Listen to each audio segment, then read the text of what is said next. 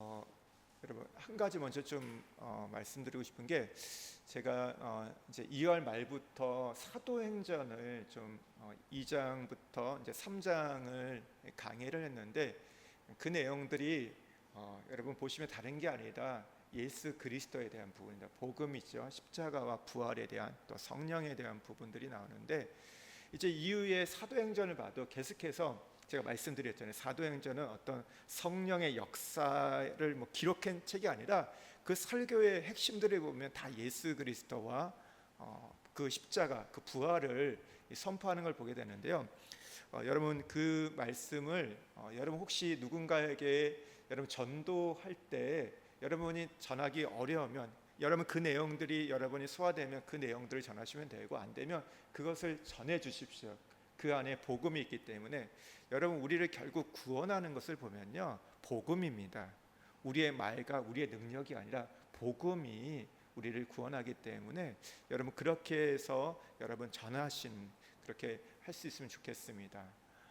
그리고 여러분 우리의 인생을 보면요, 참 예상치 않은 일들이 있어요. 어려움이 있고 우리가 인생이 광야 같다고 얘기하잖아요. 그러면 많은 일들이 펼쳐져요. 참 그럴 때 보면 힘들고 어려운데요, 근데 참 성경을 보든지 우리 인생을 보면요, 그 고비들을 우리가 넘기면요 하나님께서 보상을 주십니다. 참 재미있는 게요, 참 힘들고 어려운 시간들을 지나고 나면 난 여기서 이제 끝이야, 더 이상 못하겠어. 그런데 그 순간을 넘기고 나면요 하나님께서 우리에게 선물을 주세요. 그게 광야에서 하나님이 우리를 인도하시는 이 방법들입니다. 그래서 혹시 삶 속에 어렵고 힘든 분들, 어떤 큰 일들이 우리 안에 닥쳤다, 그러면 그렇게 생각하시면 돼요. 요것만 지나면 하나님 뭔가 나에게 주시겠구나, 뭔가를 주시기 위해서 이것을 지금 거쳐가게 하시구나 하면서 여러분 믿음을 갖고 나가십시오. 우리가 함께 찬양했던 것처럼 그 다윗이 동굴 속에 있어도 아무것도 안 보이잖아요. 그러나 믿음의 눈을 가지고 마음을 확장하고 확장하면서 하나님을 바라보기로, 세상이 아니라 나를 도와줄 사람이 아니라 하나님을 바라보기로 결단했던 것처럼 그렇게 결단해 나가기를 소망합니다. 그럴 때 하나님께서 역사하실 거예요. 그리고 하나님께서 그것을 지나면요 뭔가를 주실 겁니다. 여러분 그게 있기 때문에 가는 거예요. 여러분 그게 없이 내가 나중에 내 생애에서 받겠다, 그러면 거기까지 갈 사람이 별로 없어요. 하나님은 이 땅에서 현세에서도 그런 부분들을 하나님께서 주시니까 여러분 그것을 또 기대하며 나가기를 소망합니다. 오늘 이제 우리 말씀을 보면요, 출애굽기 7장 1절 13절 바로에게 신이 된 모세라는 오늘 제목으로 좀 말씀을 나누려고 하는데요, 우리가 좀 앞에 내용을 보면요 1장에서 6장까지는요 출애굽의 배경이 되었던 당시 애굽에서 이스라엘 처한 상황과 출애굽의 지도자인 모세가 구속사를 이루기 위해서 어떻게 준비되었는가를 하나님께서 이렇게 다루었습니다. 그러니까 1장에서 보면 억압받은 이스라엘 백성들의 상황이 나왔고, 2장에 보면 하나님께서 한 가정을 준비시키시죠. 그리고 3장과 4장에는 모세를 부르십니다. 그리고 5장부터 이제 모세를 바로 앞에 서게 하시지만, 그러나 왕관 바로로 인해서 모세의 마음이 상하게 됩니다. 그리고 오히려 이제 이스라엘 백성들의 학대는 더 가중되는 그 상황 속에서 모세가 하나님 앞에 부르짖습니다. 그럴 때 6장이 어떻게 해요? 하나님께서 하나님의 이름 여호와라는 이름을 계시해 주시고 족보를 통해서 내가 너를 선택했다, 내가 너를 보낸다는 그 말씀을 하나님께서 주십니다. 그리고 나서 이제 7장부터 12장은요, 이제 오늘부터 시작되는 7장부터 12장은 세상의 왕 바로와 이스라엘 왕이신 하나님의 대행자 모세가 이 두 진영 간의 대결이 펼쳐집니다. 그런데 이 바로는 어떤 자입니까? 그 당시에 세상에 가장 강력한 권력자입니다. 600대의 철병거를 소유한 이 바로와 지팡이밖에 하나밖에 없는 모세와의 싸움이 펼쳐집니다. 비정상적인 싸움이에요. 근데 오늘 이 싸움 속에서 하나님께서 결론을 보면 모세를 승리케 하시죠. 승리케 하심으로써 이제 이스라엘 백성들의 구원의 역사를 펼쳐지는데, 이제 그것이 본격적으로 시작되는 것이 이제 7장부터입니다. 우리 앞 여러분 프린트물에 있는 우리 내용 요약 한번 같이 읽겠습니다. 하나님께서는 모세에게 하나님의 이름을 가르쳐 주시고 대행자로 그를 보내셨다. 더불어 하나님께서는 그가 바로 앞에서 신적 권위를 대행할 수 있도록 내가 너를 바로에게 신같이 되게 하였다라고 말씀하신다. 하지만 하나님께서 바로의 마음을 완악하게 하셨으므로, 혹은 바로가 자신의 마음을 완악하게 하였으므로 하나님께서 그 완악한 마음을 활용하신다. 악행의 책임은 자신에게 있다. 바로는 모세의 요구를 다시 무시하였고 모세는 지팡이가 뱀이 되는 이적을 보여준다. 이미 하나님께서 이 순간을 아시고 사전에 부여하신 이적이다. 오늘은 7장 전부를 살펴보는 게 아니라 13절까지만 살펴봅니다. 왜냐하면 14절부터 10가지 재앙이 시작되기 때문에 그 전의 내용을 우리가 살펴보려고 하는데, 먼저 1절에서 7절에 보면 내가 너로 바로에게 신이 되게 할지라고 하나님 말씀하시죠. 앞에 6장 30절에 보면요, 모세가 하나님의 명령을 거절했습니다. 30절 말씀해 보면요, 모세가 여호와 앞에서 아뢰되 나는 입이 둔한 자이오니 바로가 어찌 나의 말을 들으리까? 내 말을 듣지 않을 거라고 하면서 모세가 거절합니다. 그럴 때 하나님께서 이제 7장에 들어와 가지고 하나님이 너와 함께 할 거라고, 모세와 함께 할 것을 말씀하시면서 신적 권위를 부여하시면서 그를 다시 바로에게 보내시는 내용이 나옵니다. 하나님께서 모세에게 어떤 신적 권위를 주셨을까요? 우리 1절 말씀 한번 같이 읽겠습니다.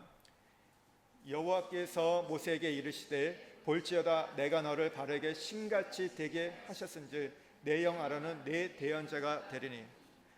내가 너로 바로에게 신같이 되게 하겠다고 말씀하셨어요. 모세가 바로 앞에 신 같은 존재가 되게 한다고 하나님 말씀하셨습니다. 여러분, 신이 된다는 게 뭘까요? 여기서 신이라는 이 단어는 히브리어로 엘로힘이라는 단어입니다. 이것은 전능하신 하나님을 가리킬 때 쓰이는 단어인데요, 그러니까 하나님이 하늘의 일을 맡기실 때 하늘의 역할을 대응한 자를 엘이라고 이름을 붙이세요. 그런데 여기서 보면요, 이 엘이 고유 명사가 아닙니다. 더가 붙는 게 아니라 일반 명사, 그냥 어가 붙어요. 그래서 보면요, 여러분 천사들의 이름 아세요? 하나님이 그 부리는 종, 심부름꾼 천사들의 이름이 뭐죠? 여러분 아시는 거? 미가엘, 가브리엘. 여러분 그 이름에 보면 다 끝에 뭐가 붙여 있죠? 엘이에요. 엘. 하나님의 심부름꾼, 하나님의 대행자에게 엘이 붙었죠. 여러분 구약에 보면 선지자들 보면요, 하나님의 말씀을 전하는 자들이잖아요. 그래서 보면요, 구약의 그 선지자의 이름을 보면요, 이 시작이나 끝에 엘자가 많이 붙었습니다. 누가 그럴까요? 예? 네? 엘리야, 엘리사. 또 누구요? 예. 에스기엘. 우리는 에스겔이 되는데 에스겔이 그랬죠. 또 누가 있을까요? 사무엘, 이스라엘, 엘리, 엘가나. 여러분 그 다 이게 뭐예요? 하나님의 어떤 말씀을 맡은 자들에게 이렇게 표현하는 겁니다. 이것은 비록 땅에서 바로의 권세가 하늘을 찌릿하지만 하늘에 속한 권세를 소유한 모세는 오히려 그에게 하나님 같은 존재가 되어 바로를 압도하며 호령할 것을 의미하고 있는 겁니다.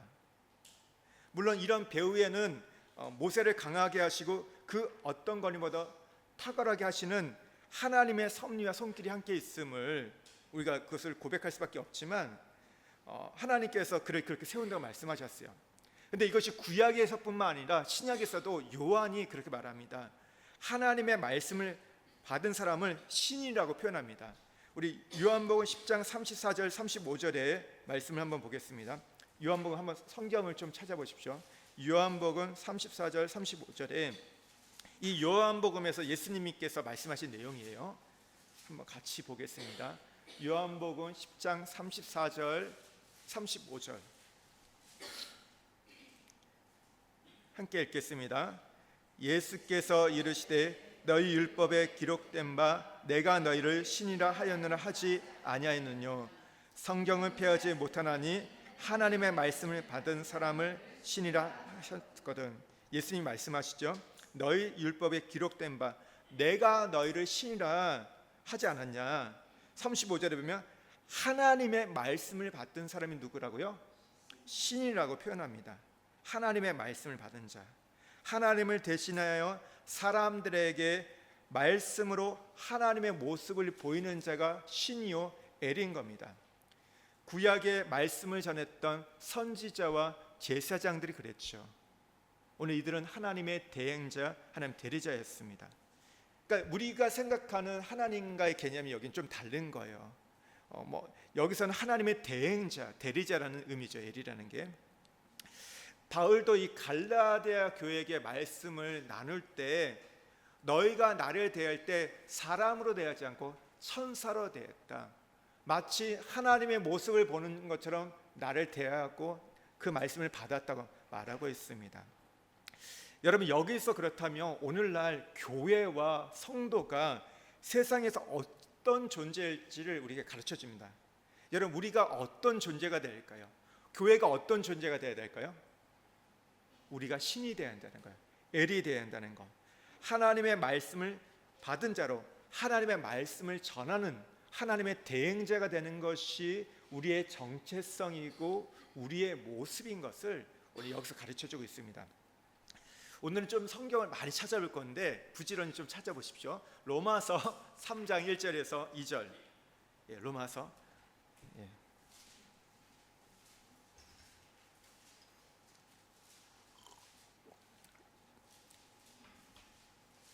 로마서 3장 1절에서 2절 말씀 한번 같이 읽겠습니다.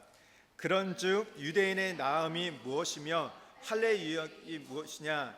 범사에 많으니 우선은 그들이 하나님의 말씀을 맡았습니다.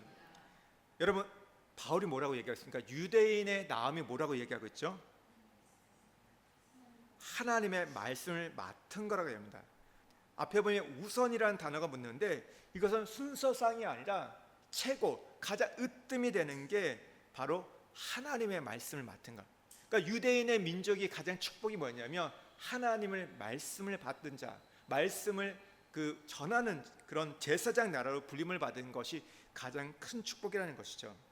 그런데 그게 실패했기 때문에 이제 그 사명이 다른 민족에게, 이방인에게 전달되었습니다.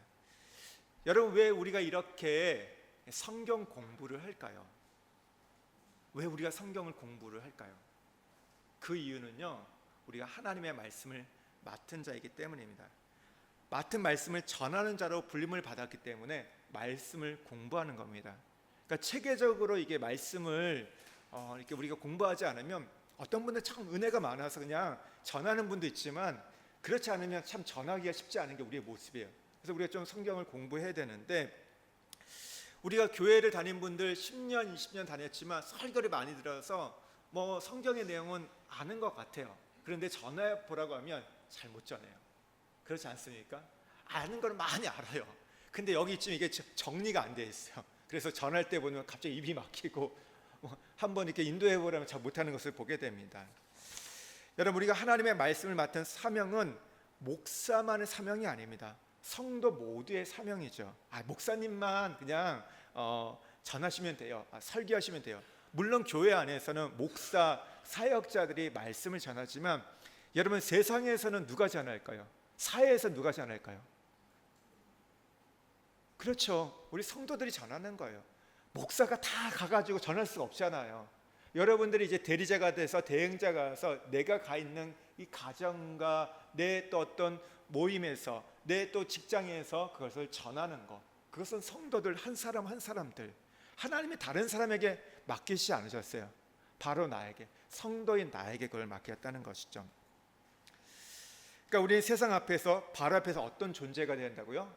신, 엘, 하나님의 대행자가 되어야 한다는 겁니다. 그래서 우리가 이렇게 근데 엘이 되기 위해서는요, 그냥 되지는 않아요. 오늘 모세가 훈련되었던 것처럼 하나님 이스라엘 백성들을 광야의 훈련을 통해서 우리가 광야를 통과할 때, 자기를 부인할 때, 자기와의 싸움에서 승리할 때, 그리고 오늘 우리 가운데 성령께서 임할 때 우리가 하나님께서 대적자 앞에서 우리를 신으로 엘로서 세워간다는 것이죠. 우리는 세상의 어떤 세력 앞에서도 신이 되어야 한다는 겁니다. 여러분, 우리가 이런 통치권을 보다면 정말 인생이 황홀해져요. 그러니까 신앙생활의 기쁨이 달라집니다. 그냥 교회 와서 예배드리고 그냥 뭐 함께 모이고 하는 그 정도가 아니라 내가 세상에 나가서 다른 누군가에게 하나님을 대행한다는 것, 하나님의 신분꾼이 된다는 게 얼마나 기쁜지 모릅니다. 여러분, 여기 잘 보시면요, 지금 바로가 모세가 왔을 때 죽일 수 있었을까요? 죽일 수 없었을까요? 죽일 수 있었죠. 여러분, 사실 모세의 뒤에는 아무것도 없었어요. 있었다고 하는 그 이스라엘 백성들 다 뭐예요? 바로의 종들이거든요.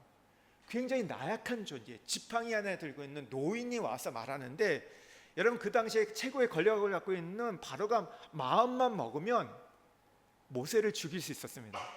그런데 그렇게 하지 못해요. 어떻게 대합니까? 오히려 두려워합니다. 하나님처럼 대하게 돼요. 왜 그랬을까요? 그가 엘이 되었기 때문에, 하나님의 대행자가 되었기 때문에, 그러니까 바로가 그런 생각을 하지 못했던 겁니다. 여러분, 우리는 적 앞에서 엘, 하나님의 대행자로 서야 한다는 것이죠. 그러니까 우리가 하나님을 보일 수 있는 영적 지도자로 준비되어야 됩니다. 왜냐하면 우리가 하나님의 얼굴이고 대행자이기 때문이에요. 우상들 앞에서, 불신의 대적들 앞에서 우리가 영적 권위와 거룩한 권위를 갖고 하나님의 살아계심을 보여줘야 돼요. 그래서 여러분, 우리가 이 땅에서도 이 바로와 같은 자들과 맞대결을 한다는 것이죠. 여기 이제 나중에 우리가 10가지 재앙에서도 나오지만, 여러분, 우리가 누군가를 구원하는 것은 그 잘해줘서 되는 게 아니라 영적 싸움을 통해서, 영적 대결을 통해서 그것이 이루어지는 겁니다. 우리에게 보이는 바로가 있고 보이지 않는 바로가 있습니다. 사탄이 있고 사탄의 하수인이 있어요. 그것과 싸울 수 있도록 우리가 그런 권위를 부여받아야 되면 가능합니다. 여러분, 우리가 엘이라는 이름에 걸맞게 그 방향과 목적을 향해서 말씀의 권위와 성령의 권위로 살아가야 한다는 것이죠. 이제 10가지 재앙을 우리가 이제 다음에 살펴보겠지만, 앞에서도 잠깐 몇 가지 이적을 통해서 볼 때 애굽은요, 모든 사물을 신격화했고 섬겼습니다. 그러니까 이러한 사상, 우리가 오늘날 우리가 범신론이라 하거든요. 그러니까 수많은 신들이 애굽에 있었어요. 근데 요즘에도 보면 이 나라를 가보면 그렇죠. 일본에 가면 신이 얼마나 있다고요? 네? 네, 수없이 많죠. 근데 표현하는 게 있어요. 800만이라 얘기해요. 근데 그게 800만을 숫자를 세봐서 800만이 아니라 엄청 많다는 얘기인 거예요. 그들의 표현 속에서는요, 정말 수많은 신. 그 중에 가보면요, 냄비 신도 있어요. 네, 젓가락 신도 있고요, 별신이 다 있어요. 뭐 동자신도 있고 다 갖다 붙여요. 그리고 여러분, 인도에 가면 신이 얼마나 있다고 하죠? 뉴에이지 그 사상의 근본이 되는 이 인도에 가면요, 얼마 아세요? 셀 수 없다. 답이 맞는데 3억 3천만이라고 얘기합니다. 엄청난 신을 갖고 있어요. 코끼리 신도 있고 원숭이 신도 있고 별별 신이 다 있더라고요. 진짜 많아요. 근데 진짜 우리가 이제 조심할 게 뭐냐면, 앞으로 이제 인도가 뜨고 있잖아요. 이제 차이나는 이제 차이나기 시작했고, 이제 인도가 이렇게 막 올라가고 있다. 인구가 역전이 됐고, 이제 조만간 지나가면 이제 인도가 경제도 이렇게 이게 더 부강해질 거라고. 그러니까 어느 걸 보니까 전 세계의 어떤 다국적 기업에 보면 CEO가 인도 사람들이에요. 그러니까 인도가 수학의 천재라고 하잖아요.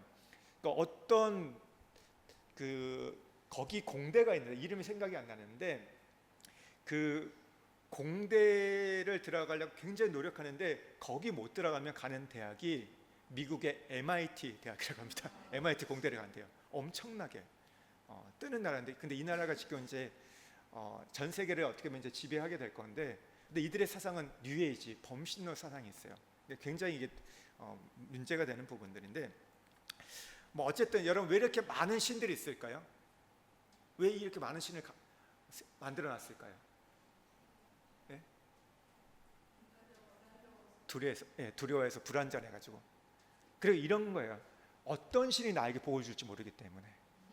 어떤 식이 나한테 복을 줄지 모르기 때문에 여기도 붙어보고 저기도 붙어보고 다 붙어보는 거예요. 그러면 그 중에 하나 걸리겠지. 그럼 나에게 복을 주겠지, 이런 생각이에요. 여러분, 이런 신에 붙잡혀 있으면 어떻게 해요? 미신이 있고 두려움이 있습니다. 여러분, 우리가 예수를 전할 때 왜 이 사람들이 받아들이지 않을까? 사람들이 왜 받아들이지 않을까요? 우리 예전에 우리 한국도 보면요, 두려움이 있는 거예요. 내가 신을 바꿨을 때 이 신이 나를 해롭게 하지 않을까, 이런 두려움 때문에 못 떠나는 경우, 못 믿는 경우가 있죠. 여러분, 그래서 우리가 이 복음을 전하는 것, 구원하는 것은요, 그래서 살아계신 하나님의 이 권세가 있어야지만이 가능하다는 겁니다. 이 많은 신들 중에서 정말 하나님이 신 중에 신임을 보여줘야 한다는 것이죠. 근데 이거예요. 근데 신 중에 신이라는 표현이 수많은 신이 있는데 그 중에 하나님이 그냥 뭐 하나의 신이야, 이런 표현이 아니라 그 신들은 거짓된 신이고 하나님이 참된 신임을 보여준다는 것이죠. 여러분, 기독교의 하나님과 타종교의 그들이 부르는 하나님, 그 신들의 차이는 무엇입니까? 가장 큰 차이는 이거예요. 기독교는 인격적인 거예요. 하나님이 찾아오세요. 타종교는 다 어떻게 해요? 사람이 신에게 찾아가야 돼요. 빌어야 돼요. 근데 기독교의 시작은 무엇입니까? 은혜입니다. 2000년 전에 하나님이신 예수 그리스도가 인간의 몸을 갖고 이 땅에 우리에게 찾아오셨다는 거. 다른 종교와 기독교의 차이가 여기서부터 시작돼요. 기독교는 그래서 은혜로부터 시작됩니다. 행위가 아니에요. 뭔가를 우리가 바치고 드림이 아니라 은혜를 통해서 하나님이 찾아오심으로 인격적으로 우리에게 찾아오신 것. 다른 종교는 인격적이지 않습니다. 비인격적이에요. 어떤 것을 지시하고 명령하면 따라야지만 복을 받는 거예요. 여러분, 우리는 복을 받기 위해서 하는 게 아니라 뭐예요? 이미 하나님 은혜를 주셨기 때문에, 복을 받았기 때문에 그것에 감사함으로 리스폰딩 하는 거예요. 반응하는 겁니다. 그것이 믿음이죠. 이것이 다른 거예요. 인격적인 것. 근데 또 하나 뭐냐? 우리가 어느 신보다도 하나님께서 강하시다는 것, 능력의 하나님이라는 것을 여러분 우리가 나타내야 돼요. 근데 하나님이 그것을 누구를 통해서 보이실까요? 하나님이 직접 나타내실까요? 그렇죠. 하나님 직접 보이시기도 해요. 그러나 하나님께서는 이 땅 가운데 구원의 역사를 펼치실 때는요, 엘로 통해서, 신을 통해서, 하나님의 대행자를 통해서 여러분 하나님께서 그 일들을 행하신다는 것을 우리가 기억하셔야 됩니다. 여러분, 그렇다면 이 모세의 능력의 근원은 무엇이었을까요? 그것은 하나님의 말씀이었습니다. 여러분, 하나님의 말씀을 가지고 있는 것이 참된 능력이라는 것이죠. 우리가 어떤 악한 자와 싸울 때도 그렇고 꼭 성취할 큰일을 감당할 때, 혹은 우리가 광야의 위기를 지나갈 때도 그 시간에 하나님의 말씀이 임하게 되면요, 그 싸움은 걱정거리가 되지 않아요. 왜냐하면 우리는 이미 이겨놓은 싸움이기 때문에. 성경이 우리에게 말씀하시는 건 뭐냐면, 사단과의 싸움이 너희가 싸워서 이겨야 한다고 사실 말하지 않으세요. 뭐라고 얘기하냐면, 내가 이겨놓은 싸움이 함께 동참하라 말씀하세요. 2000년 전에 예수 그리스도께서 십자가에서 사단의 정수를 깨뜨렸기 때문에 이제 내가 이미 승리를 내가 가졌기 때문에 너희는 거기에 동참하면 된다고 말씀하세요.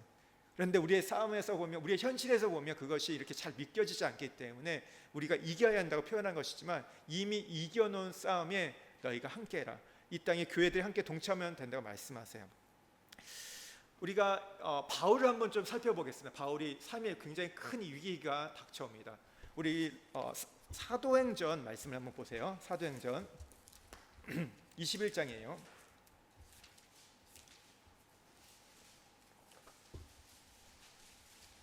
10절에서 14절 보겠습니다.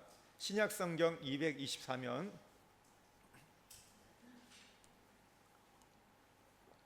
사도행전 21장 10절에서 14절 말씀 함께 읽겠습니다. 여러 날 머물러 있더니 아고보라 하는 한 선지자가 유대로부터 내려와 우리에게 와서 바울의 뜰을 가져다가 자기 수족을 잡아매고 말하기를, 성령이 말씀하시되 예루살렘에서 유대인들이 이같이 이 뜰의 임자를 결박하여 이방인 손에 넘겨주리라 하거늘, 우리가 그 말을 듣고 그곳 사람들과 더불어 바울에게 예루살렘 올라가지 말라 권하니, 바울이 대답하되 여러분이 어찌하여 울어 내 마음을 상하게 하느냐. 나는 주 예수의 이름으로 결박당할 뿐 아니라 예루살렘에 죽을 것도 각오하노라 하니 그가 권함을 받지 아니하므로 우리가 주의 뜻대로 이루어지려 하고 그쳤노라. 이 말씀 뭡니까? 아가보 선지자가 와서 바울에게 얘기해요. 너 예루살렘에 가면 넌 결박당할 거야. 그래서 로마로 이제 이송당할 거라고 얘기합니다. 그래서 가지 말라고 얘기합니다. 그럴 때 바울이 뭐라고 얘기합니까? 아니다, 난 갈 거다. 내가 주 예수의 이름으로 결박당할 뿐만 아니라 예루살렘에 죽을 것을 각오하노라 얘기합니다. 왜 이야기를 하냐면요, 앞에 20장 23절과 24절 말씀 한번 보겠습니다. 바로 앞장이에요. 우리 한번 같이 읽겠습니다. 20장 23절 24절. 오직 성령이 각 성에서 내게 증언하여 결박과 환난이 나를 길에 기다린다 하시나 내가 달려갈 길과 주 예수께 받은 사명 곧 하나님의 은혜의 복음을 증언하는 일을 마치려면은 나의 생명조차 조금도 귀한 것으로 여기지 아니하노라. 이미 바울은 이 예언을 들었던 거예요. 성령을 통해서 하나님 말씀이 그에게 임했어요. 내가 어디를 가든지 이제 각 성에서 내가 결박과 환난이 나를 기다리는 것을 알고 있었습니다. 그러니까 바울은 이거 지금 당황하지 않았던 이유가 하나님의 말씀이 그에게 있었기 때문에, 자기가 가게 됐을 때 예루살렘에서 붙들리게 됐고 이제 로마의 이제 죄인으로 이송될 것을 알고 있었습니다. 근데 그는 두려워하지 않았어요. 여러분, 우리가 23장 한번 또 보겠습니다. 23장 11절 말씀을 한번 보겠습니다.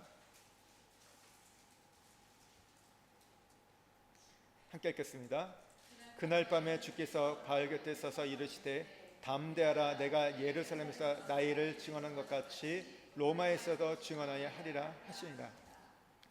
여러분, 밤중에 이제 이 바울이 붙잡혔어요.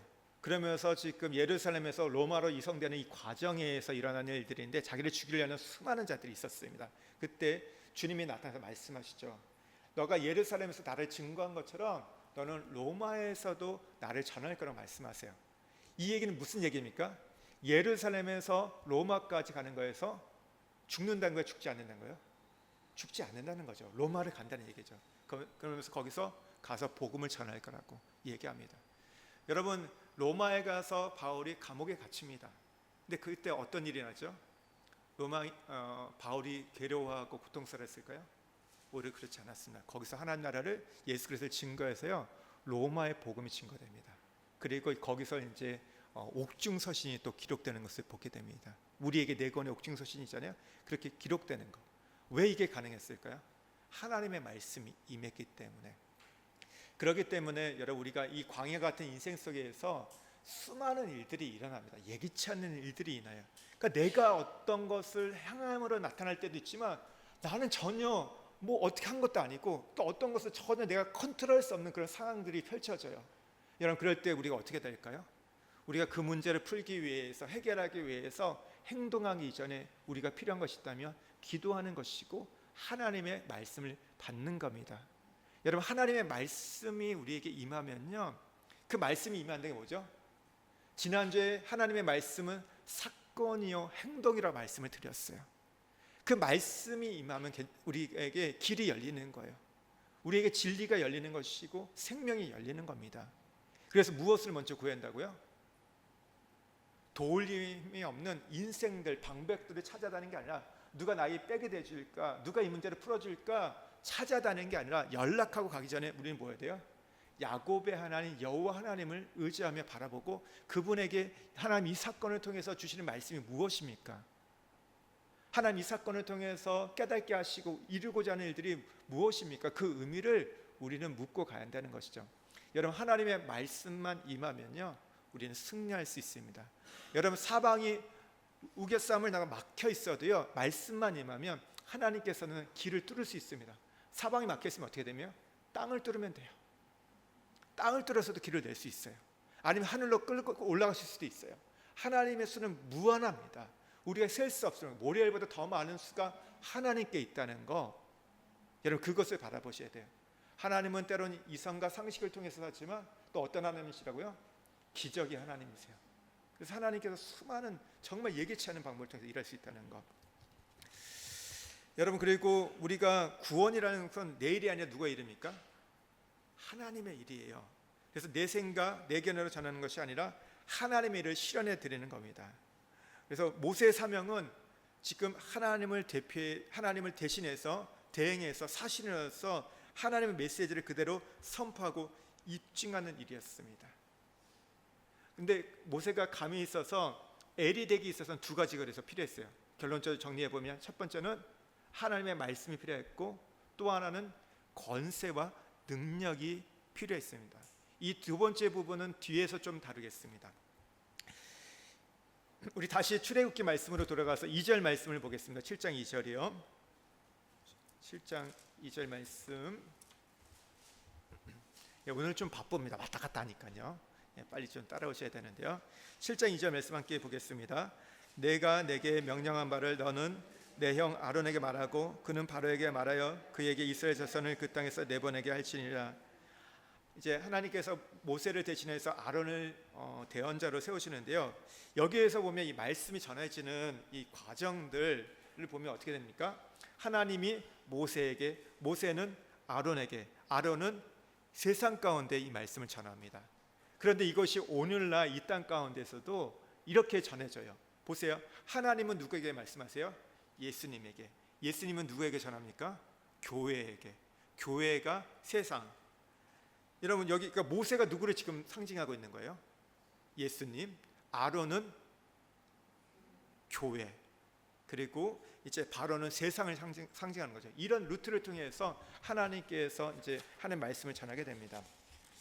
근데 이 3절과 6절의 내용을 보면요, 이 바로의 마음이 완악해서 이제 하나님께서 애굽에 큰 재앙을 내릴 것을 예고하십니다. 우리 3절과 4절 말씀 한번 같이 좀 읽겠습니다.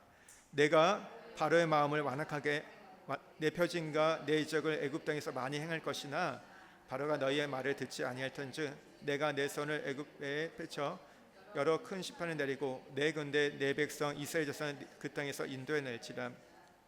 하나님께서 다시 한번 이스라엘 백성들을 이제 애굽에서 인도해 낼 거라고 바로가 보낼 거라고 말씀하세요. 근데 이 말씀이 이제 모세가 다시 바로 앞에 쓸 수 있는 원동력이 되는데, 이걸 통해서 이제 바로에게는 하나님이 어떠한 분인지 자기를 계시하겠다고 이적과 표징을 통해서 하나님을 보이겠다 말씀하시면서 또 이렇게 먼저 말씀하세요. 근데 너가 가서 전해도 바로가 듣지 않을 거야. 그 마음이 완악해가지고 완고해가지고 여러 번 듣지 않을 거라고 미리 얘기해 주십니다. 왜 그랬을까요? 당황하지 말라고, 두려워하지 말라고, 거기에 낙심하거나 개의치 말라고 이렇게 말씀합니다. 여러분, 성경에 보면 이 완악하다, 완고하다는 표현이 있는데, 이게 또 다른 표현으로 보면 목이 곧은 표현을 합니다. 그래서 하나님 이스라엘 백성들에 대해서도 교만할 때 뭐라고 얘기하죠? 목이 곧은 백성이라 얘기합니다. 그래서 하나님 책망하시잖아요.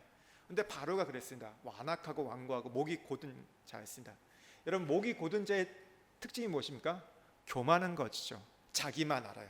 자기가 최고라 생각하고 아나무인입니다. 그리고 하나님의 은총에서 벗어난 자입니다.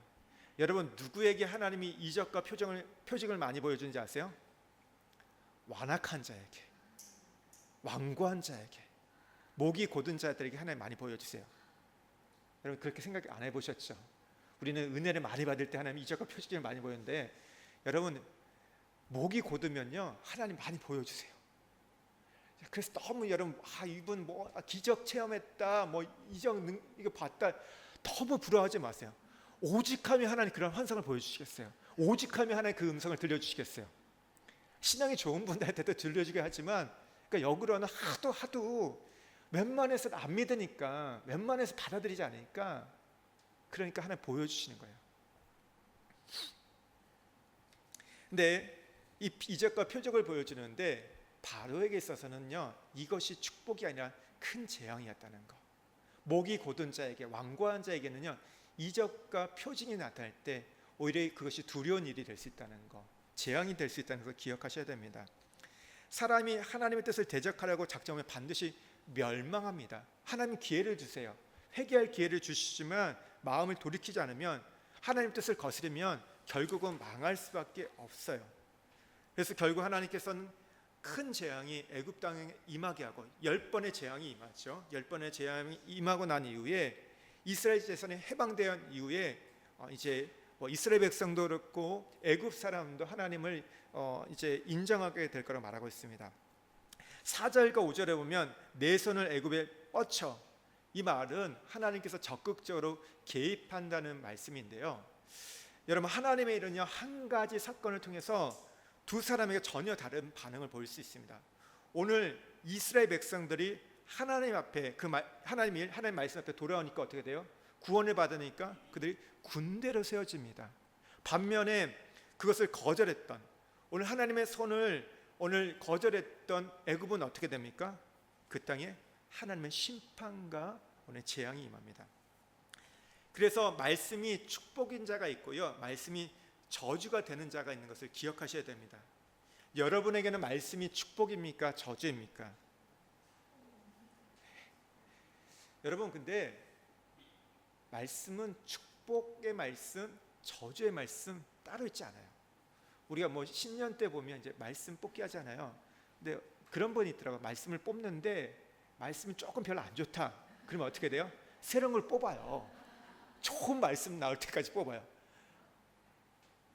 근데 그럴 필요가 없는 게, 우리가 그 무슨 말씀 카드 뽑을 때 보면요, 안 좋은 말씀 일단 다 재놓습니다. 좋은 말씀들을 해놓는데 그 중에서 좋은 거 막 뽑으려고 하는데, 신명기 28장에 보면 축복과 저주의 말씀이 나와요. 그림신산에서 축복의 말씀, 에발산에서 저주의 말씀이 선포돼요. 이 28장 총 68절로 되어 있습니다. 굉장히 많죠. 근데 여기에 이제 축복과 저주가 나눠지는데, 축복은 19절, 저주는 39절. 축복이 많나요? 저주가 많나요? 예, 저주가 더 많죠. 저주가 더 많죠. 2.5배나 더 많아요. 그러면 하나님 우리를 축복하는 게 맞습니까? 저주하는 게 많을까요? 네. 어려운 얘기가 아니에요. 지금 제가 질문하는 거는 축복이 많아요, 저주가 많아요? 저주가 많죠. 저주가 많은데 아닐 수도 있어요. 왜냐하면 모든 게 축복이 될 수도 있고 모든 게 저주가 될 수 있습니다. 신명기 28장을 가서 한번 읽어보십시오. 뭐라고 얘기하면요, 너희가 이것을 지키면, 너희가 이것을 지키지 않으면, 너희가 순종하며 불순종하며 이 말씀이 축복이 되고 이 말씀이 저주가 될 수 있다고 말하고 있습니다. 무슨 얘기예요? 하나님이 축복의 말씀을 주셔도 우리가 그것을 지키지 않으면 그 말씀이 저주로 돌아올 수 있어요. 저주의 말씀을 주셨지만 그 말씀에 대해서 내가 돌이키고 회개하면 그 말씀이 오히려 축복이 될 수 있다는 겁니다. 그래서 여러분, 우리에게 이 말씀이, 하나님 나한테 오늘 저주의 말씀하셨다, 여러분, 그런 말씀 우리가 들을 때 참 우리가 쉽지 않죠. 두렵죠. 겁나죠. 그러나 그럼에도 불구하고 우리가 돌이키면요, 그것이 오히려 우리에게 복이 된다는 것이죠. 여러분, 하나님 우리를 향한 마음이 어떤 거라고요? 재앙이 아니라 평안이라고 말씀하셨어요. 네, 소망의 말씀이에요. 평안을 주신다는 거예요. 어떤 말씀이든지, 그래서 이런 말씀을 전해? 아니에요. 왜 주일날 이런 말씀, 힘든 말씀 전해? 그게 아니에요. 왜 좋은 말씀, 행복한 말씀, 평안의 말씀, 기쁨의 말씀 전하지 왜 이렇게 힘들게 하고 이런 걸 전할까? 여러분, 죄를 말하는 게 제일 힘든 거예요, 사실이요. 여러분, 설교할 때 제가 무슨 얘기할까요? 다른 얘기 아니야. 당신들은 죄인입니다. 이 얘기하거든요. 그게 뭐가 좋습니까? 근데 뭐예요? 그 말씀을 듣고 내가 죄인입니다, 내가 악한 자입니다 고백하고 돌이키면 어떻게 돼요? 하나님 거기 복을 주시는 거예요.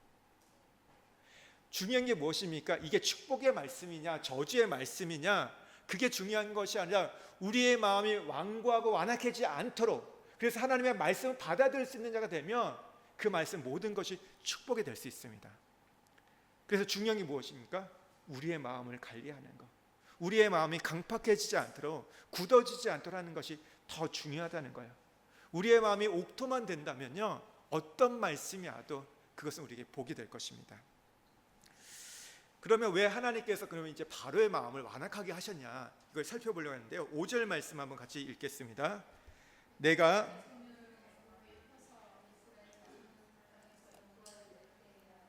애굽 사람이 나를 여호와인 줄 알리라 하시매, 애굽 사람이 나를 여호와인 줄 알리라.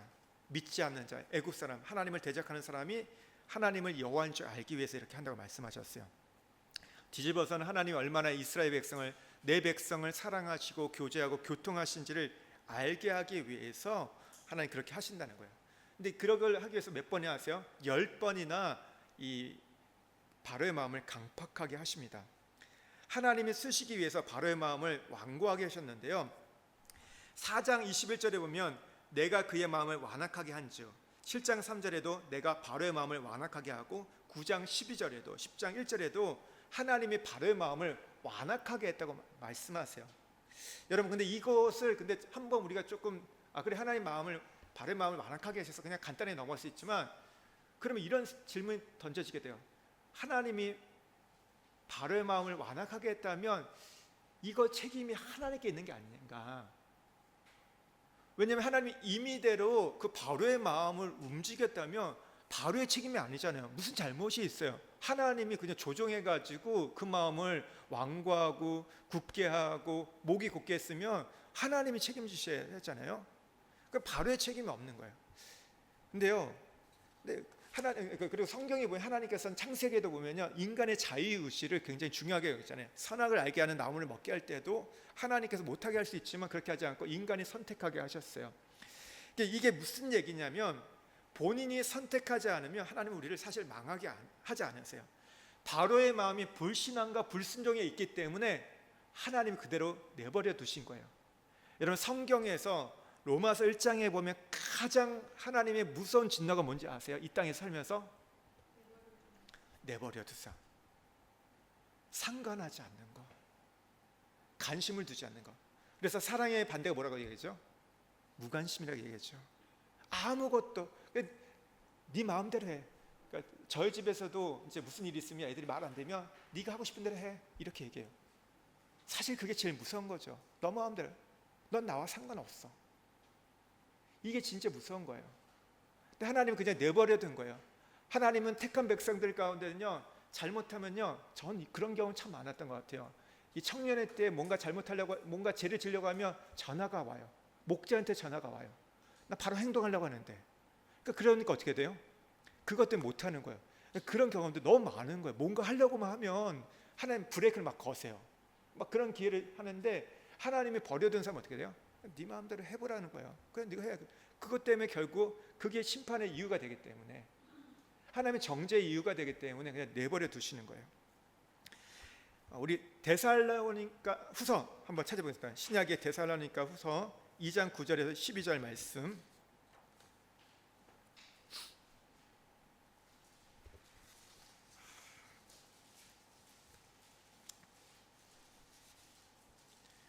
데살로니가 후서 2장 9절에 12절 말씀 한번 같이 읽겠습니다. 악한 자의 나타남은 사탄의 활동을 따라 모든 능력과 표적과 거짓 기적과 불의의 모든 속임으로 멸망하는 자들에게 있으리니, 이는 그들이 진리의 사랑을 받지 아니하여 구원함을 받지 못함이라. 이러므로 하나님이 미혹의 역사를 그들에게 보내사 거짓 것을 믿게 하심은 진리를 믿지 않고 불의를 조여하는 모든 자들로 하여금 심판을 받게 하려 하심이라. 말세에 하나님이 미혹의 영을 보내셔가지고 미혹의 역사를 통해서 사탄의 능력을 믿게 하고 거짓 것을 믿게 해서 망할 자들을 심판케 하시는데, 그 사람들이 어떤 자들입니까? 여기에 보면 진리를 사랑하지 아니해서 구원함을 받지 못한다 말하고 있어요. 진리를 믿지 않고 불의를 좋아하기 때문에. 누구 책임이에요? 하나님 책임이 아니라 바로라는 거죠. 바로가 진리를 사랑하지 않았던 거예요. 하나님의 말씀을 사랑하지 않았어요. 받지 않았던 겁니다. 그리고 불의를 좋아했기 때문에 이렇게 심판한다는 거예요. 그러니까 바로는 망하기로 이제 작정한 그릇입니다. 로마서 9장에 보면요. 뒤에서 잠깐 얘기 드리고요. 모세가 이제 7절에 보면 그들이 바로에게 말할 때 모세는 80세였고 아론은 83세였더라. 앞으로 다시 넘어옵니다. 보면 모세가 83세에 느지막한 나이에 불림을 받았어요. 여러분, 이 나이를 보면서 우리가 깨닫게 되는 것은요, 어떤 면에서는요, 하나님의 일을 하는 데 있어서 나이가 크게 중요하지 않다. 우리는 젊으면 뭐 이렇게 좀 더 하나님 일을 할 것처럼 보이는데 그렇지 않습니다. 중요한 게 무엇입니까? 나이의 문제가 아니에요. 뭐가 중요할까요? 내게 하나님의 말씀이 임하는가, 내게 하나님의 권세와 능력이 있는가, 내가 하나님의 대행자가 있다면 80이 되든 90이 되든 하나님께 쓰임 받을 수 있습니다. 그래서 너무 은퇴 이렇게 말씀하지 마십시오. 세상에서는 은퇴하지만 하나님에 의해서는 은퇴가 없습니다. 꼭 그것이 앞에 나서만 하는 것이 아니라 그렇지 않고도 하나님이 우리에게 맡기신 일들이 있다는 거예요. 언제 일하지 않으시면 되냐면요, 하나님의 말씀이 임하지 않으면, 하나님의 권세 능력이 없으면 일하시지 않으면 돼요. 근데 그러면 너무 불행한 인생이 되는 거죠. 그렇지 않아요? 우리가 하나님의 대행자로 부름을 받았는데 말씀이 임하지 않는다. 그만큼 고통스러운 게 없는 거거든요. 하나님의 말씀이 내 안에 임하고 그게 불붙는다. 그러면 계속해서 나이와 상관없이 일할 수 있는 겁니다. 왜냐하면 우리는 나의 실력과 나의 권위로 가는 게 아니라 하나님의 권위와 하나님의 능력으로 가는 거기 때문이다. 내 이름으로 가는 것이 아니라 예수 그리스도의 이름으로 나가기 때문에. 고린도전서 1장에도 보면요, 하나님이 쓰시는 사람들이 보면요, 뭐 지혜자나 강한 자, 권력 있는 자, 배경 있는 자가 아니라 어떤 자입니까? 약하고 천하고 무식한 자를 하나 들어서 하나님이 지혜를 주셔서 사용한다고 말씀하고 있어요. 여러분 이것을 기억하셔야 돼요. 그래서 지금 나는 나이가 많이 들었어, 늦었어 이렇게 하지 마시고요. 내가 지금 무엇을 준비해야 될 것인가를 여러분 질문하시면서 그것을 해가시면 좋겠습니다. 8절에서 13절에 보면 이제 뱀이 지팡이가 뱀이 되는 기적이 나타납니다. 아론의 지팡이가 또 마술사의 것을 삼키는 내용이 나오는데요. 우리 앞에 내용을 좀 보면요, 이제 모세의 말에 따라, 신이 된 모세의 말에 따라서 아론이 지팡이를 던지니까 그게 뱀이 돼요. 그랬을 때 애굽의 이 마술사들도 동일하게 지팡이를 던지니까 뱀이 됩니다. 이 뱀이 되는데 중요한 건 무엇이냐면 12절 말씀을 한번 보겠습니다. 12절 말씀 함께 읽겠습니다. 각 사람이 지팡이를 던지면 뱀이 되었으나 아론의 지팡이가 그들의 지팡이를 삼키리라. 아론의 지팡이가 오늘 애굽의 뱀을 집어 삼켰다는 거, 이게 중요합니다. 계시록 13장에 보면요, 마지막 때 사탄이 용의 모습으로 나타나는데 이 거짓 선지자들이 활동하면서 엄청난 이적과 기적을 행하는 것을 보게 됩니다. 수많은 일들을 행하게 돼요. 여러분, 그래서 우리가 어떤 이적과 기사가 있다고 해서 그 모든 것이 하나님께로부터 왔다고 생각하시면 안 돼요. 여러분, 지난번에도 말씀드렸지만 타종교에도 방언이 있습니다. 타종교에도 기적이 있고 치유가 있고요. 불교에도요, 여러분 보면 그게 귀신이 귀신을 내어쫓는다고 뭐 그런 일들이 있어요. 막 테마사도 있고 막 그러잖아요. 그게 없는 게 아니에요. 더 강한 귀신이 이 약한 귀신을 막 지배하고 막 그래요. 그런 일들이 있어요. 근데 어떻게 나중에 더 강한 귀신이 이제 그 사람을 또 사로잡는 거지만, 그러니까 여러 수많은 일들이 있고 나을 수도 있어요. 거기 가면요, 용한 분들이 있다니까요. 가서 병이 나을 수 있다니까요. 진짜 돼요. 여러분, 교회에서만 치유가 일하는 게 아니에요. 딴 데 가도 있을 수 있어요. 근데 참 이게 힘든 거죠. 근데 오늘 중요한 게 뭐예요? 아론의 지팡이가 애굽의 그 뱀을 집어삼켰다는 거. 결국은 오늘 하나님의 것이 승리한다는 것, 오늘 교회가 승리한다는 것을 오늘 우리에게 보여주고 있습니다.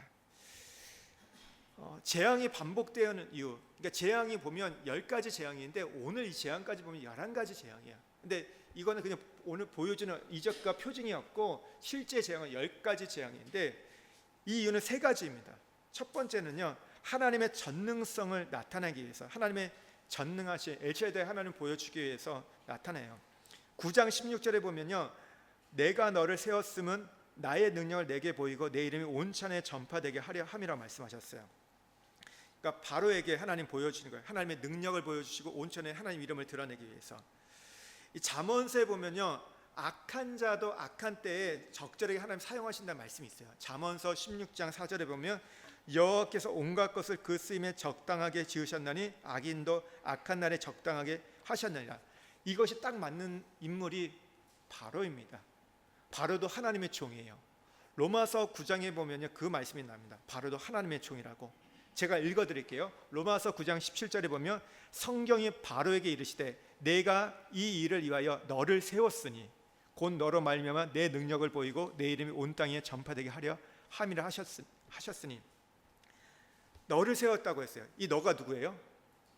바로입니다. 하나님이 바로를 종으로 세웠대요. 그런데 우리가 로마서에 보면 이런 말씀이 납니다. 하나님께서 쓰고자 하는 그릇이 있고 오늘 그 쓰고자 예비된 그릇이 있고, 또 한 그릇은 오늘 멸망하기로 준비된 그릇이 있다는 거예요. 오늘 그러니까 바로 뭐냐면요, 이런 거예요. 하나님의 막대기로 쓰임 받은 건데 일회용입니다. 일회용으로 쓰임 받다가 버림받을 것, 땔감으로 버림받을 그런 종으로 쓰임 받았다는 겁니다. 여러분, 우리가 어떤 종으로 불림을 받아야 될까요? 한 번 쓰임 받고 장렬하게 전사하는 버림받는 종이 아니라 하나님께서 계속 쓰시는 종으로 우리가 불림을 받아야겠죠. 두 번째는요, 이스라엘을 핍박한 바로와 애굽인에 대한 하나님의 진노입니다.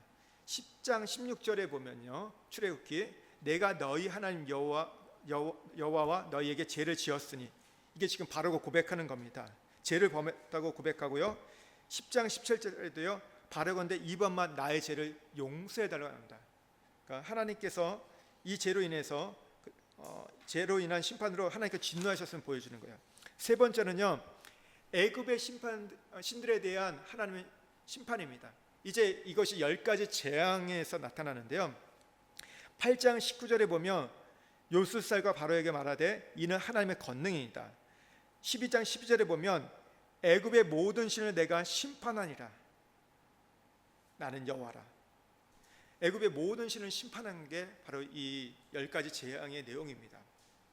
애굽은 잡신들 섬겼다고 했잖아요. 나일강도 신이었고 개구리, 파리, 이, 소, 이게 다 그들이 섬겼던 신이었습니다. 그거에 대한 하나님은 신이었어요.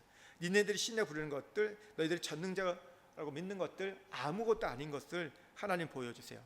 여러분, 이것이 우리 개인 생활에도 적용될 수 있는데, 우리가 하나님 앞에서 우상으로 섬기는 것이 있으면요, 하나님 그걸 다 때려잡는다는 거 여러분 기억하셔야 돼요. 우리가 돈을 우상을 삼으면 하나님 우리의 돈을 때려잡으세요. 여러분, 우리가 사람을 우상으로 세우면 그 사람을 때려잡으세요. 우리 자녀가 우상이 되면 누구를 잡으실까요? 네, 자녀. 우상은 하나님께서 심판합니다. 여러분, 성경에 보면 원수는 사랑하라고 하셨어요. 그러나 우상은 어떻게 하라고요? 깨트려버려 말씀하셨어요. 여러분, 제가 한 가지 질문을 좀 해보겠습니다. 여러분, 북한에 김일성, 김정일, 김정은 지금 3대 세습이 이어지고 있잖아요. 여러분, 우리가 김정은을 어떻게 돼야 될까요? 네. 왜 제가 이 얘기를 하냐면, 이 부분이 우리가 북한을 어떻게 바라볼지에 대해서 시각을 갖게 하는 거예요. 영적으로 어떻게 바라봐야 될지. 이게 북한 정권과 북한 주민이 좀 분리가 되는데, 북한 정권을 우리가 어떻게 봐야 될까요? 김정은은 우리의 원수인가요? 원수인 분들 있죠. 우리가 이제 6.25를 겪었던 분들, 원수인 분들이 있을 거예요. 원수는 어떻게 한다고요? 사랑해야 됩니다. 그래서 하나님, 김정은이 회개하고 돌아올 수 있도록 역사해달라고 기도해야 됩니다. 원수면요. 그런데 여러분, 북한의 여러분 그 체제를 유지하는 게 무엇이죠? 그 내용들이요. 김일성이 했던 주체사상, 10대 주체사상, 식재물 본따가지고 그의 어머니가 강반석 권사님이잖아요. 교회를 다녔잖아요, 김일성이. 그래서 그것을 따와가지고 10대 주체사상을 세웠습니다. 아시나요? 모르셨어요? 그게 그 노동당이 갖고 있는 규약보다 더 높은 게 그거예요. 주체사상이 그 나라를 지켜가는 건데, 그걸 따라가는 건데, 여러분, 그랬을 때 김일성은 어떤 존재일까요? 신이에요. 우상이에요. 여러분, 세계 10대 종교 중에 하나가 김일성 주체사상인 거 아십니까? 2,300만의 신도를 갖고 있습니다. 전 세계 2,300만의.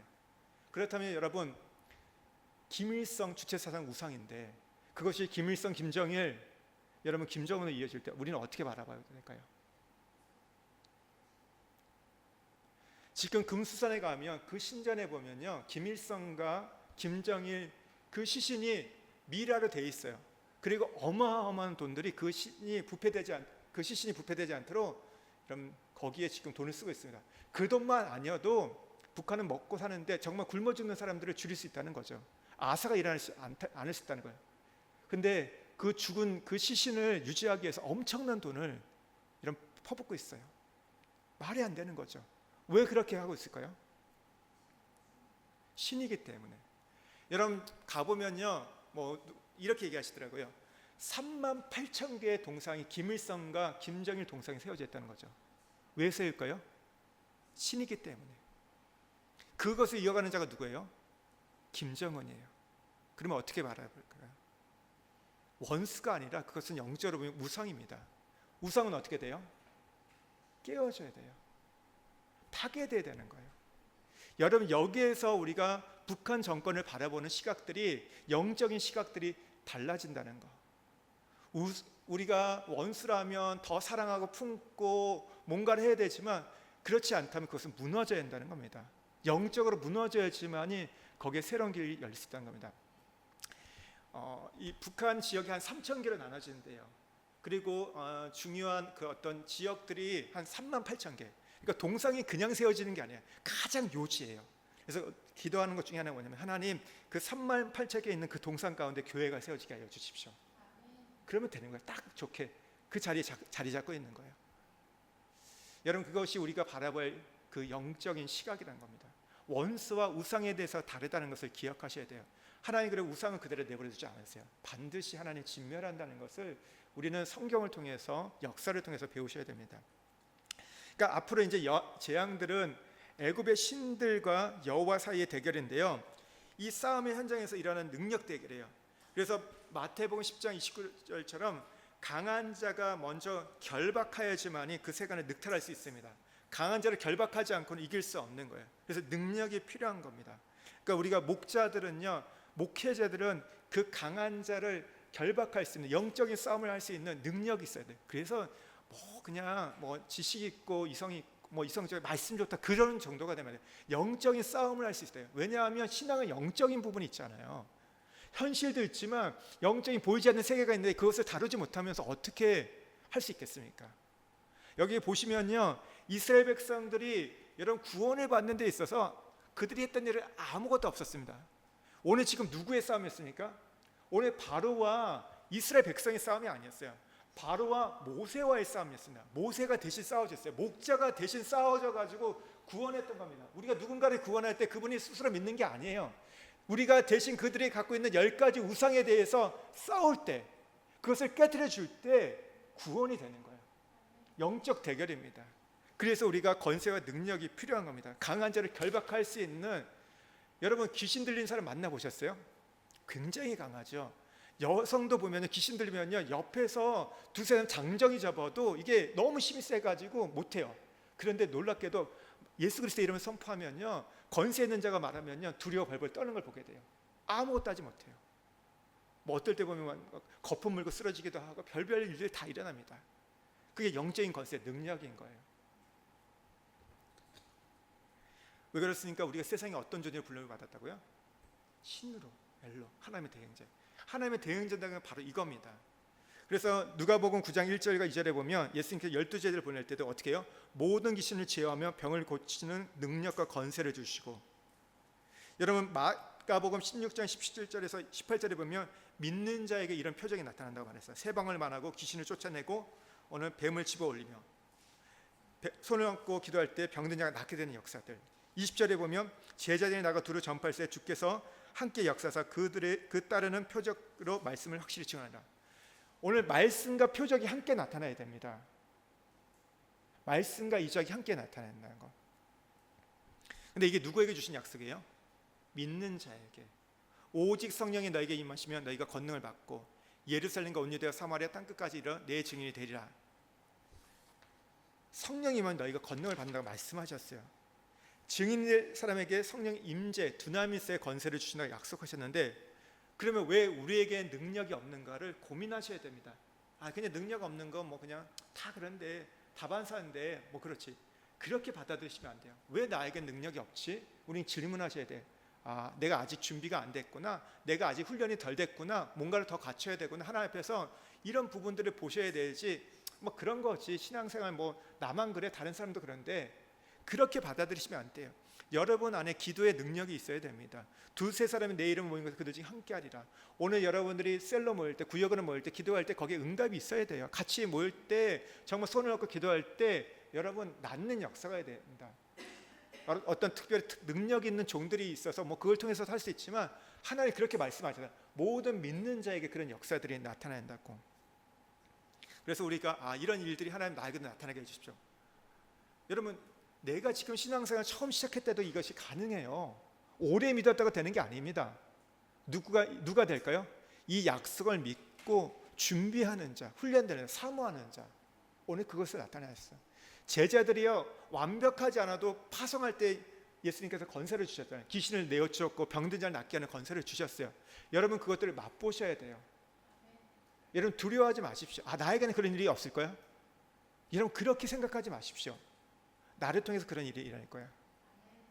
여러분, 어떤 그 목사님이, 이분이 이제 치유 사역을 하게 되셨는데, 그 계기가 뭐였냐면, 미국에 계시는데, 우리도 여기 보면 지금은 조금 많이 낮았다고 하지만 예전에 보면 의료 시설이 안 좋잖아요. 병원 가려면 굉장히 비싸고, 그러니까 아이 딸이 열병에 걸렸대. 열이 엄청 났대요. 근데 뭐 어떻게 밤이니까 갈 수도 없고 돈도 없고 막 유학 시절이니까, 그래서 뭐냐면 밤새도록 기도를 했대요. 딸을 위해서 밤새도록 기도했더니 그 다음날 보니까 아이가 열이 떨어졌대요. 근데 그러고 나서 다음에 왔더니 사람들에서 기도할 때마다 치유가 나타났다는 거예요. 그러니까 처음부터 그분이 어떤 그런 임파테이션이 되고 그런 능력이 임했던 것이 아니라 딸을 위해서 할 수 있는 방법이 없어서 기도하다 보니까 그렇게 나타나는 거예요. 여러분 안에도 그런 일들이 일어날 수 있습니다. 여러분, 그런 기적과 능력들이 나타나셔야 돼요. 목사에게만 나타나는 게 아니라, 목사는 더 나타나야겠죠. 하나님이 교회를 섬기기 때문에 나타나야 되지만 우리 모두에게 나타나야 됩니다. 여러분, 우리가 하나님의 엘로서 대행자 속에서는요, 말씀이 필요합니다. 그래서 여러분, 부지런히 말씀을 배우시고요, 또 하나 권세와 권능이 임하도록, 이건 기도를 통해서 되는 거예요. 그러니까 이 부분들 하십시오. 그러니까 안 된다고 생각하지 마세요. 하나님 좀 한번 보여주십시오. 사람들이 안 믿을 건데, 내게 이런 것이 나타나는 거 안 믿을 건데, 근데 하나님 이게 나타나면 더 믿지 않을까요? 하나님, 나 같은 사람에게 이렇게 나타나면. 근데 나 같은 사람이 아니죠. 믿는 자에게 누구에게나 다 할 수 있다고 말씀하셨기 때문에 여러분, 기도하십시오. 여러분, 밑에 내용 정리 한번 보겠습니다. 함께 읽겠습니다. 엘로힘, 하나님의 대행자가 되어야 한다. 세상과 사람 앞에 하나님을 보일 수 있는 영적 지도자가 되어야 한다. 강한 자를 결박하여 그 세간을 늑탈할 수 있다. 바로를 항복시켜야 이스라엘을 구원할 수 있다. 말의 증거와 이적의 증거가 동반되어야 한다. 바로처럼 마음이 완악한 자가 되지 않도록 마음을 관리하자. 재앙이 반복되는 일을 깨닫고 우상을 철회하자. 기도 함께 읽겠습니다. 하나님, 나는 바로가 아닌 모세가 되고 싶습니다. 하나님이 쓰시기에 위해 완악한 사람이 아닌 능력의 지팡이를 들려주어 가라라고 말씀하시는 종으로 살게 하소서. 세상과 사람 앞에 신엘 하나님의 대행자가 되게 하소서. 재앙을 반복되어 주신 이유를 깨닫고 우상을 처리하고 돌이켜 축복을 얻는 자가 되게 하소서. 아멘. 적용과 묵상을 위한 질문은 여러분이 그냥 내용들을 정리하시면서 보면서 하시면 될 것 같습니다. 우리 같이 한번 기도하겠습니다. 하나님,